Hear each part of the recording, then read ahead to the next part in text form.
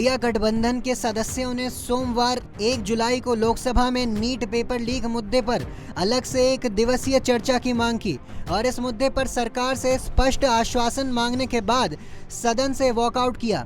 विपक्ष के नेता राहुल गांधी ने लोकसभा की कार्यवाही शुरू होने के तुरंत बाद नीट में अनियमितताओं का मुद्दा उठाया, जिसके बाद रक्षा मंत्री राजनाथ सिंह ने जोर देकर कहा कि राष्ट्रपति के अभिभाषण पर धन्यवाद प्रस्ताव के साथ सदन समाप्त होने तक अलग से चर्चा नहीं की जा सकती।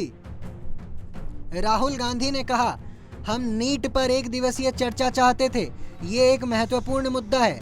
2 करोड़ से ज्यादा छात्र प्रभावित हुए हैं। 70 मौकों पर पेपर लीक हुए हैं। अगर आप इस मुद्दे पर एक अलग चर्चा की अनुमति देंगे तो हमें खुशी होगी।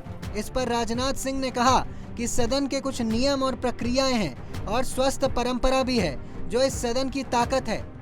राजनाथ सिंह ने कहा, एक सांसद के रूप में मेरे दशकों लंबे कार्यकाल में राष्ट्रपति के अभिभाषण पर धन्यवाद प्रस्ताव के दौरान कभी भी कोई अन्य मुद्दा नहीं उठाया गया।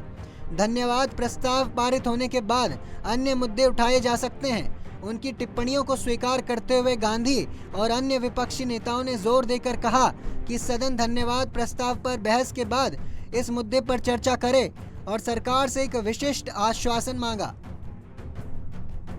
राहुल गांधी ने कहा, हम संसद से छात्रों को संदेश भेज सकते हैं कि नीट का मुद्दा हमारे लिए बहुत महत्वपूर्ण है।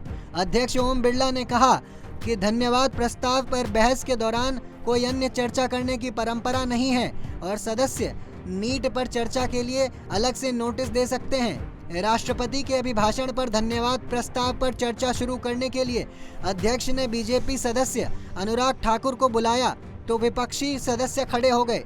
इसके अलावा लोकसभा में बतौर नेता प्रतिपक्ष अपने पहले भाषण में राहुल गांधी ने कई मुद्दों पर सरकार को जमकर घेरा।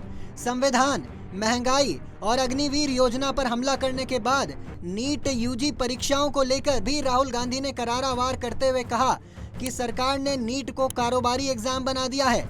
सरकार पेपर लीक को रोक तक नहीं पाई और 7 साल में 70 बार पेपर लीक हुए हैं। राहुल गांधी ने अपने संबोधन में कहा कि आपने हर व्यक्ति के लिए डर का पैकेज दिया है। रोजगार तो आपने खत्म ही कर दिया है। अब नया फैशन निकला है।